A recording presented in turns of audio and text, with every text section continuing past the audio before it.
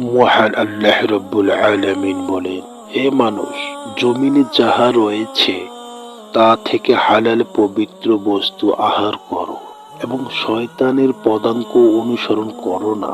নিশ্চয় সে তোমাদের জন্য সুস্পষ্ট শত্রু।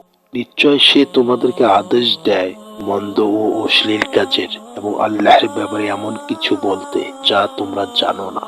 আর যখন তাদেরকে বলা হয় তোমরা অনুসরণ করো যা আল্লাহ নাজিল করেছেন, তারা বলে, বরং আমরা অনুসরণ করব আমাদের পিতৃপুরুষদেরকে যার উপর পেয়েছি। যদি তাদের পিতৃপুরুষরা কিছু না বোঝে এবং হেদায়েত প্রাপ্ত না হয় তাহলে কি?